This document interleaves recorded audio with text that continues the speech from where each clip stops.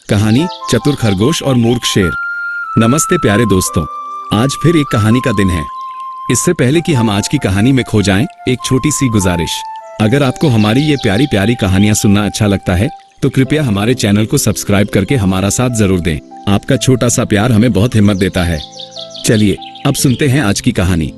ये कहानी भी एक घने जंगल की है। उस जंगल में एक बहुत ही ताकतवर शेर रहता था। वो बहुत घमंडी भी था। उसका नाम था शेरू। शेरू खुद को जंगल का राजा समझता था।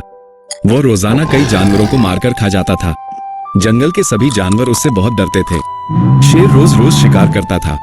इससे सारे जानवर परेशान हो गए थे। जंगल में जानवरों की संख्या कम होती जा रही थी। एक दिन जंगल के सभी जानवरों ने मिलकर एक सभा बुलाई। उन्होंने सोचा इस मुसीबत से कैसे छुटकारा पाया जाए। बहुत सोचने के बाद जानवरों ने एक योजना बनाई। वे सब मिलकर शेर के पास गए। उन्होंने कहा, महाराज आप हमारे राजा हैं। आप इस तरह रोज शिकार मत करिए, हम सब खत्म हो जाएंगे। हम आपसे एक विनती करने आए हैं। शेरू घुर्राया, क्या विनती है? जानवरों ने कहा, हम सबने मिलकर यह तय किया है, रोज हम में से एक जानवर खुद आपके पास आ जाएगा। वह आपका भोजन बनेगा। इससे आपको शिकार करने की मेहनत नहीं करनी पड़ेगी। हम सब भी बेवजह मारे जाने से बच जाएंगे। शेरू को यह बात अच्छी लगी। उसने सोचा बिना मेहनत किए रोज भोजन मिलेगा, इससे अच्छा और क्या हो सकता है। वो जानवरों की बात मान गया। उस दिन से रोज एक जानवर शेर के पास जाने लगा। अपनी बारी आने पर कुछ दिनों बाद एक छोटे से खरगोश की बारी आई। खरगोश बहुत छोटा था, लेकिन वो बहुत चतुर और बुद्धिमान था। वो मरना नहीं चाहता था। उसने सोचा मुझे कुछ करना होगा जिससे यह मुसीबत हमेशा के लिए खत्म हो जाए। खरगोश जानबूझकर शेरू की गुफा की तरफ धीरे धीरे चला। वो रास्ते में जानबूझकर देर करने लगा। जब वो शेर के पास पहुंचा तो बहुत देर हो चुकी थी। शेरू भूख के मारे गुस्से में था। वह आग बबूला हो रहा था। शेरू ने दहाड़कर पूछा, अरे छोटे खरगोश, एक तो तू इतना छोटा है, ऊपर से इतनी देर से क्यों आया? मैं कब से भूख से तड़प रहा हूं। चतुर खरगोश ने डरने का नाटक किया। उसने कहा, महाराज इसमें मेरा कोई दोष नहीं है।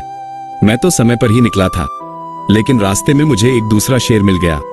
वो कह रहा था कि वही इस जंगल का असली राजा है। शेरू हैरान हो गया। वो बोला, क्या दूसरा शेर? इस जंगल में मेरे अलावा और कौन राजा हो सकता है? कहाँ है वो? खरगोश ने कहा, महाराज उसने मुझे रोक लिया था। वो कहने लगा कि वह आपको चुनौती देना चाहता है। मैं बड़ी मुश्किल से ये कहकर आया हूं कि पहले मैं अपने राजा को खबर दे दूं। वो तो मुझे ही खाना चाहता था। शेरू गुस्से से कांपने लगा। बोला, उसकी इतनी हिम्मत, चलो मुझे अभी उसके पास ले चलो। आज मैं उसे जिंदा नहीं छोड़ूंगा।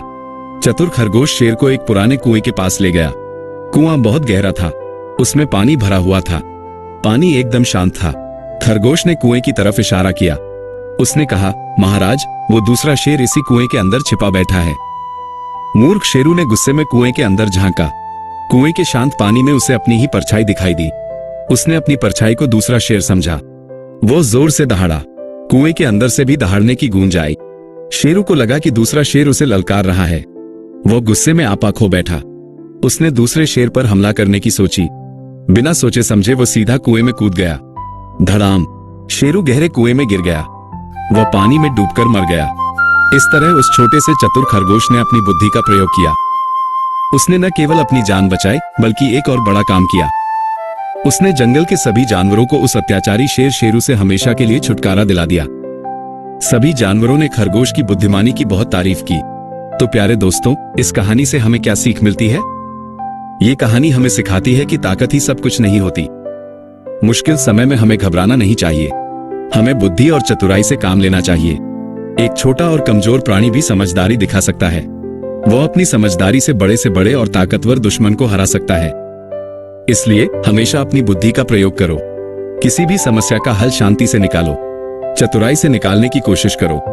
ये थी चतुर खरगोश और मूर्ख शेर शेरू की कहानी। उम्मीद है आपको ये पसंद आई होगी। अगली बार फिर मिलेंगे एक नई कहानी के साथ। तब तक खुश रहो और सीखते रहो।